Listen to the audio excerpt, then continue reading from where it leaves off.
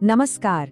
कभी सोचा है कि जिन नंबर्स का हम रोज इस्तेमाल करते हैं उनका भी अपना एक पूरा परिवार होता है?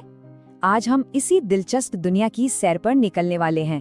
सुनने में शायद थोड़ा अजीब लगे, लेकिन ये बात बिल्कुल सच है। जैसे हम सबके परिवार होते हैं ना, ठीक वैसे ही नंबर्स के भी अपने अपने परिवार हैं और हर परिवार की अपनी कुछ खास बातें हैं। तो चलिए आज मिलते हैं इन सभी से। तो हमारे इस सफर का पहला पड़ाव है संख्याओं का परिवार।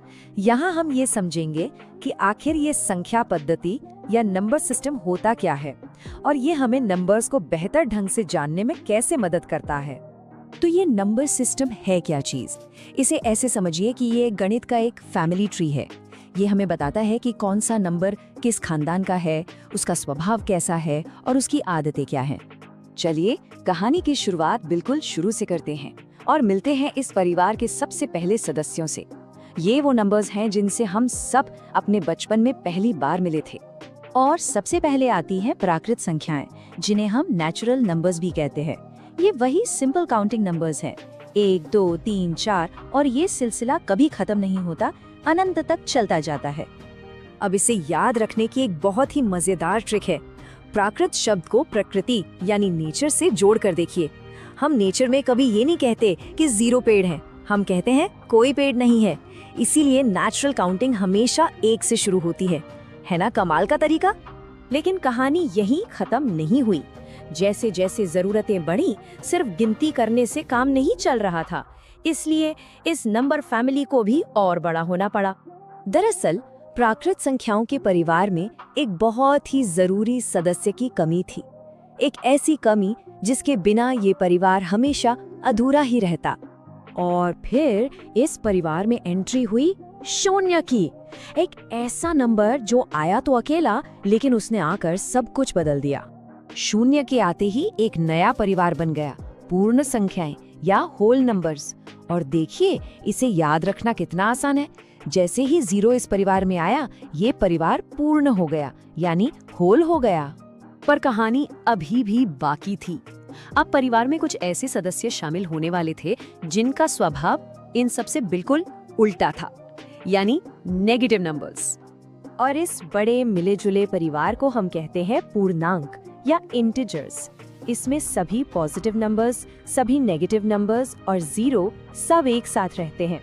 और हाँ, एक खास बात, 0 हमेशा न्यूट्रल रहता है, ना तो वो पॉजिटिव की टीम में है और ना ही नेगेटिव की। अच्छा, तो हमने परिवारों की बात तो कर ली। अब जरा इन नंबर्स के पर्सनल कैरेक्टर या कह सकते हैं कि उनकी पर्सनैलिटी पर भी एक नजर डालते हैं। यहाँ 2 तरह की मेन पर्सनैलिटी हैं, सम और विषम, यानी इवन और ऑड। सम संख्याएं वो हैं जो 2 से पूरी तरह डिवाइड हो जाती हैं। वहीं दूसरी तरफ विषम संख्याओं की तो जैसे 2 से पुरानी दुश्मनी है, वो उससे कभी भी पूरी तरह डिवाइड नहीं होती। अगला दिलचस्प जोड़ा है अभाज्य और भाज्य संख्याओं का, यानी प्राइम और कंपोजिट। अभाज्य संख्याएं थोड़ी अकेली रहना पसंद करती हैं। उनके सिर्फ 2 ही दोस्त या फैक्टर्स होते हैं, एक तो 1 और दूसरा वो खुद। जबकि भाज्य संख्याएं ज्यादा सोशल होती हैं, उनके 2 से ज्यादा दोस्त होते हैं। और यहाँ एक सुपरस्टार नंबर भी है, नंबर 2। ये पूरे नंबर सिस्टम में इकलौता ऐसा सम यानी इवन नंबर है जो अभाज्य यानी प्राइम भी है।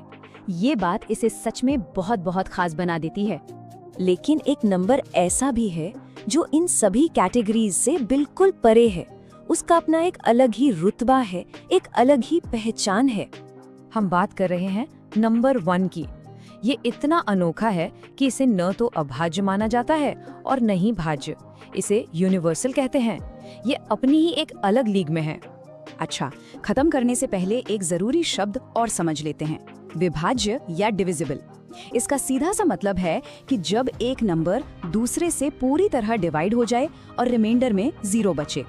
जैसे 15 को 3 से डिवाइड करने पर 5 आता है और कुछ भी बाकी नहीं बचता, तो हम कहेंगे कि 15 3 से विभाज्य है। तो आज हमने प्राकृत, पूर्ण और पूर्णांक संख्याओं के परिवारों को तो अच्छे से जान लिया, लेकिन ये एक सवाल पीछे छोड़ जाता है कि 1/2 या 3.4 जैसे नंबर्स का क्या? ये किस परिवार से आते हैं? खैर, इसका जवाब हम किसी और दिन जरूर खोज